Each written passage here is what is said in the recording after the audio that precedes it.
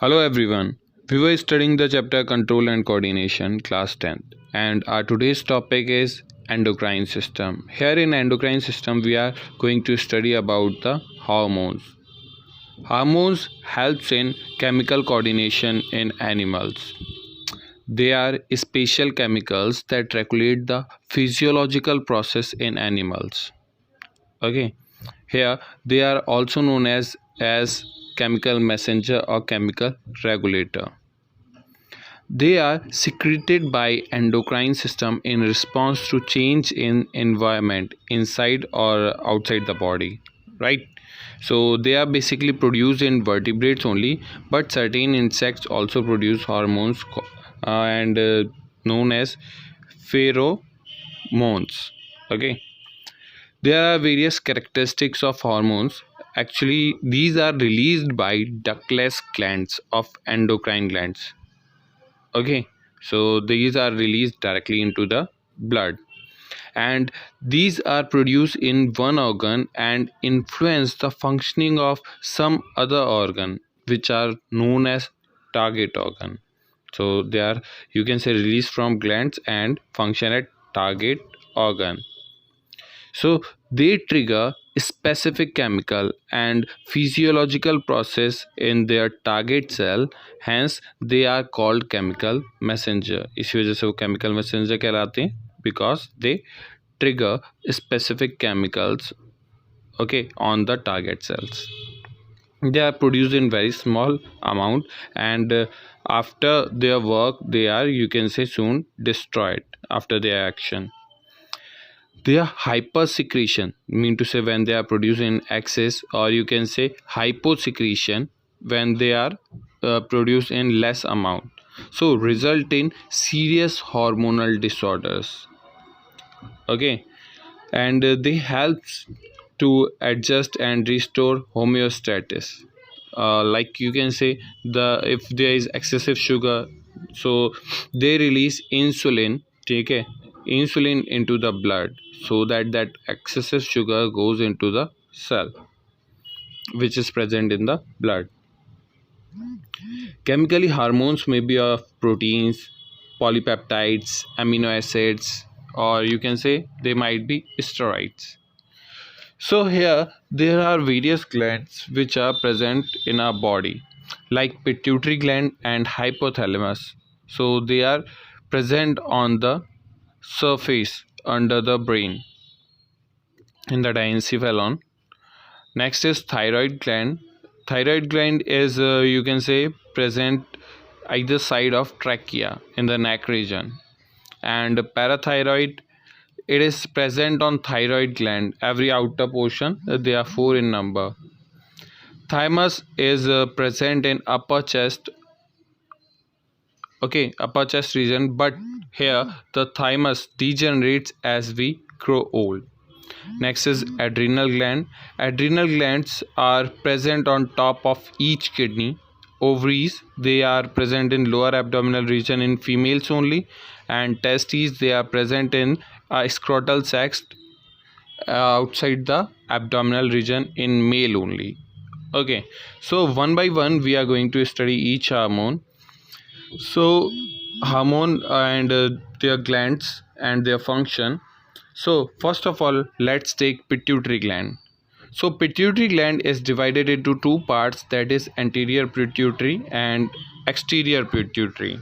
So hormones produced by anterior pituitary are as follows. First is luteinizing hormone. Luteinizing hormone stimulates spermatogenesis and androgen production in testes. Actually, it maintains ovulation, maintenance of corpus luteum, and secretion of progesterone hormone in females also. Okay. Next is FSH, follicular stimulating hormone. Okay, follicular stimulating hormone in females, growth of Graafian follicles and androgen secretion, spermat and spermatogenesis in males. Okay. Next is thyroid hormone, thyroid stimulating hormone, TSH. it stimulates thyroid secretion from thyroid gland. Okay, next is growth hormone. Growth hormone, here it helps in regulation of body growth, fat mobilization, and stimulates glycogenolysis by the liver. Hyposecretion of growth hormone result in dwarfism, and hypersecretion result in gigantism. Gigantism means when the child grows, okay, extra muscles, extra size, and his or her height is more increased than the normal.